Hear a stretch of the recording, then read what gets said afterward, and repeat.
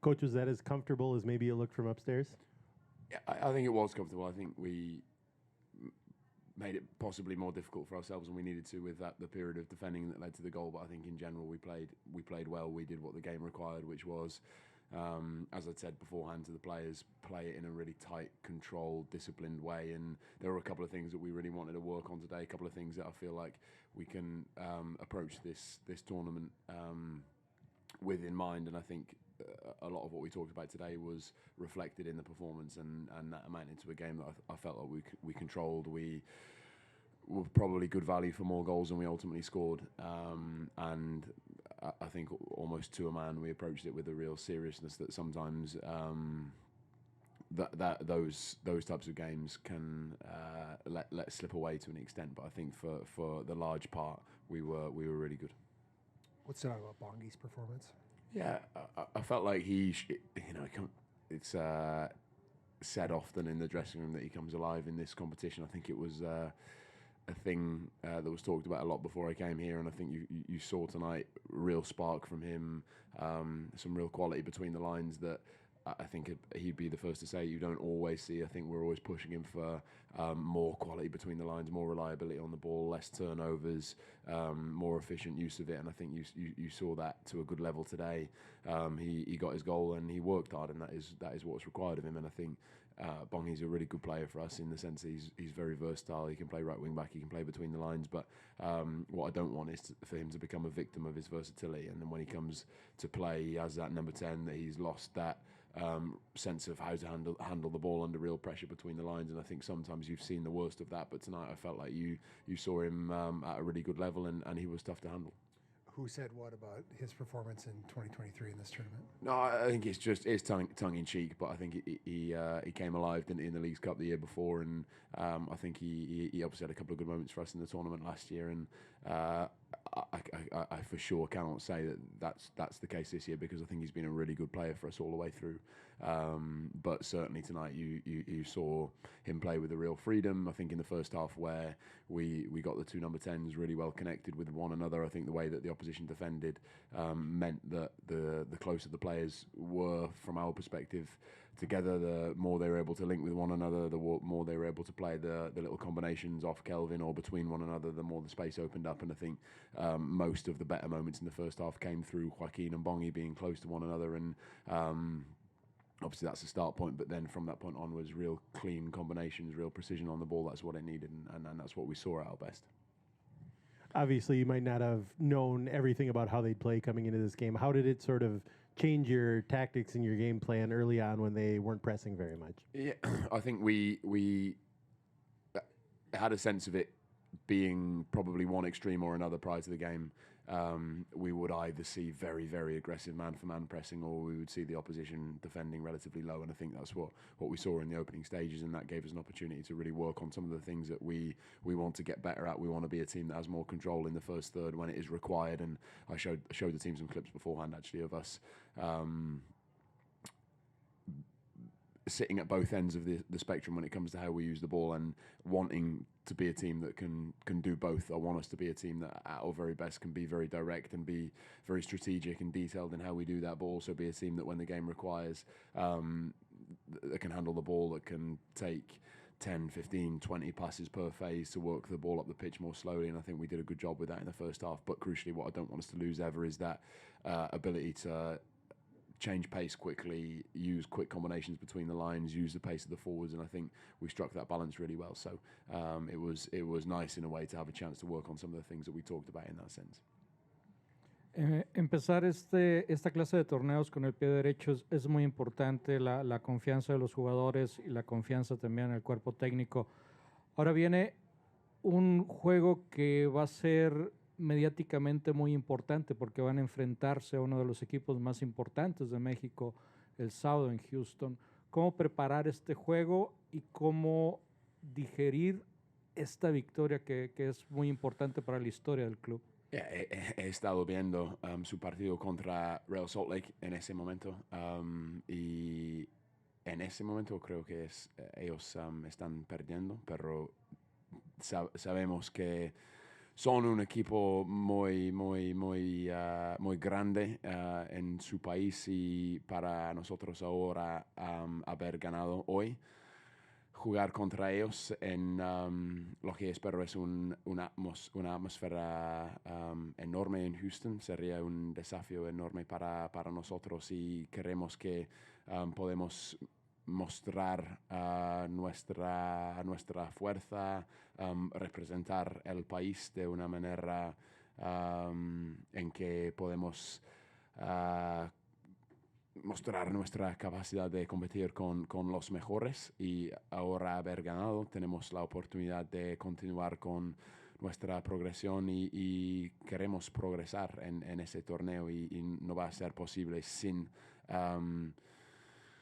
por lo menos empatar con ellos en circunstancias muy difíciles y por eso ahora tenemos la plataforma, pero necesitamos confirmar nuestro estatus en ese nivel contra Club América.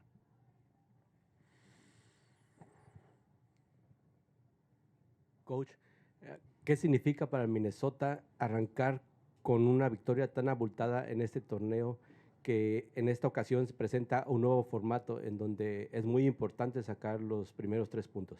No hay margen para error en ese sentido y he hecho muy claro para los jugadores esa semana que para nosotros no es posible perder los partidos en casa.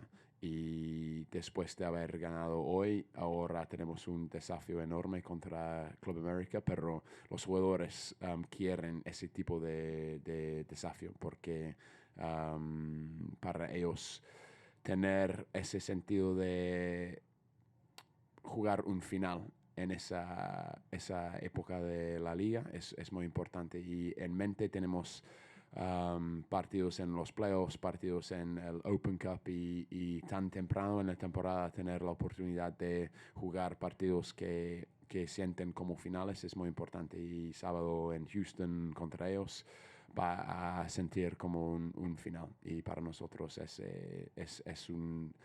una cosa muy positiva, y ahora con la plataforma que hoy nos ha dado, podemos enfrentarnos a ellos con un sentido de confianza y estar contento con la actuación hoy.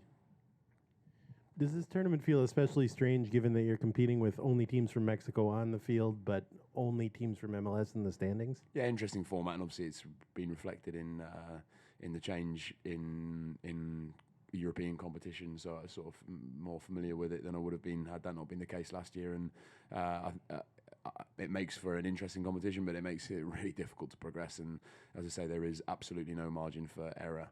I can imagine that it's very possible to win 3 games and still not progress. And I think tonight the fact that we were able to win very convincingly hopefully puts us in good stead when it comes to the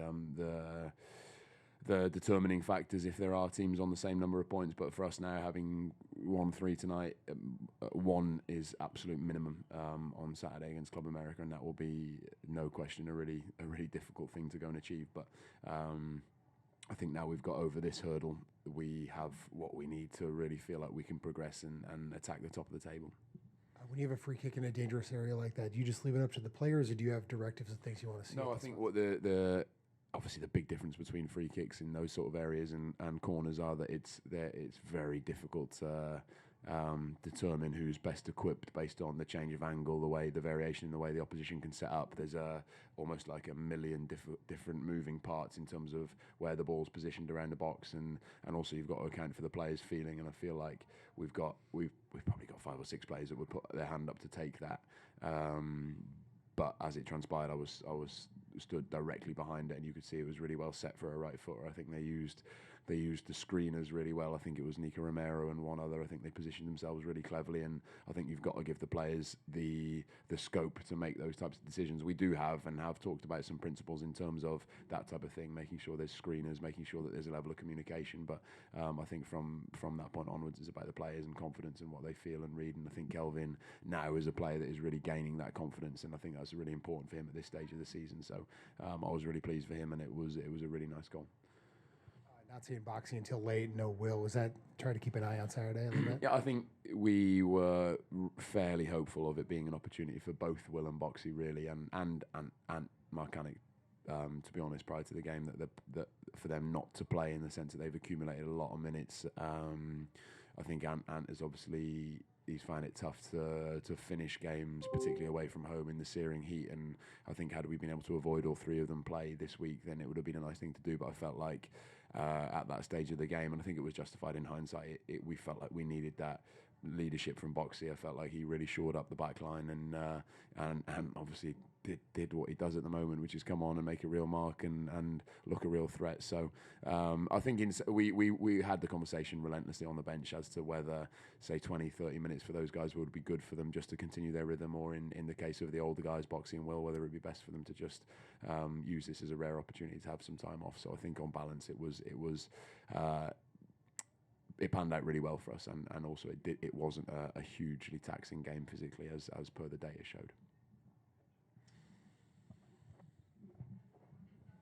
Obviously, you've got a lot of games going right now. You're competing on multiple fronts, and like you said, every game feels like a big game. How do you keep exhaustion from sort of creeping in with the players? Yeah, well, we number one, do what we've done tonight, which is be really intentional with how we change players. We've obviously made 5 changes that have allowed 5 players to play sort of between 60 and 70 minutes, and others to play between 20 and 30. And we're down to, having lost Hoyun and the 3 players that we've moved on that all played minutes over the course of the year, we're down to a relatively small squad. So I think for us it's about being really, really sensible and ruthless to an extent in terms of how we make changes. I feel like, as an example, with Joaquin today, probably not the stage of the game, having just conceded, that we would necessarily want to take him off. But I think you look at the players that have been really influential for us over the course of the year, and those that you're going to be really reliant on as time goes on.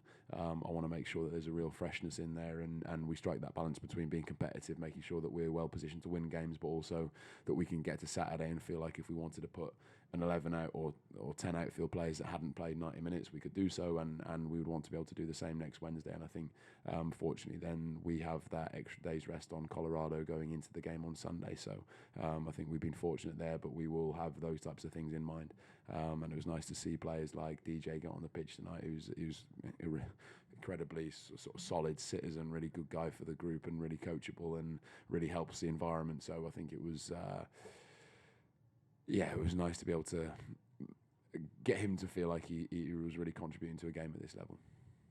Talk a little bit about Marcanic coming in, obviously as a defensive player, but even when he starts playing more attacking role and getting into that space. Same with Taylor as well. Yeah, he's done almost on every occasion where he's been called upon to add a bit of spark as a substitute. He's done it, and I think that's the way in which he's become such an important player to us. I mean, if you look back to last year, there was points at which Ant wasn't getting in a squad for us, and he was left out of a couple of squads. But I think he's approached it moment by moment and minute by minute, and each time he's been given a chance, he's been able to make an impact, and now he's got himself into a position where he's an incredibly important player for us, both on both sides of the ball. And there's been a couple of home games that are very memorable this year, Chicago being one of them, where he comes on in these types of situations and he can show a real killer instinct. And I think against a tired team, his freshness and athleticism and change of pace was really tough to handle. So I'm really pleased that we've got him to the position we have, because he's been such an influential player for us on the pitch, but also off the pitch. He's a top guy, and I think you see every time he scores, you can get a sense of how important he is to the group with the way people celebrate with him.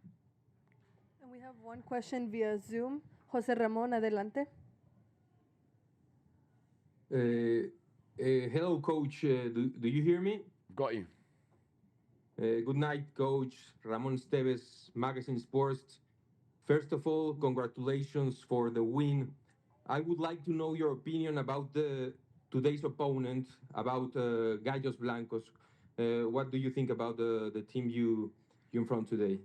No, well, obviously we know they're in a difficult moment in the league, and we had a sense of that vulnerability maybe before the game, and felt like if we could start the game strong and we were a good version of ourselves, and we were a Minnesota team that was able to show why it's why we have been such a good team over the course of the year, then we'd have a good chance of winning the game. But I would say that for anyone at the moment, we're one of those teams that, relative to our level, we feel like we can compete with anyone on our day, and certainly teams with more vulnerabilities in terms of their rhythm and the level that they've been able to find in their league. We would fancy our chances if we play to our level, and that was the message before the game, that irrespective of what the opposition did, and in this case it was very difficult to predict based upon what they've done over the opening games. They've been fairly inconsistent in terms of team selection and shape and the way they've played. So for us it was a game about getting to our level in terms of certain principles and our way of playing, and we trusted that would get us to where we ultimately got to. So we were very much focused on us tonight and not so much on the opposition and where they were.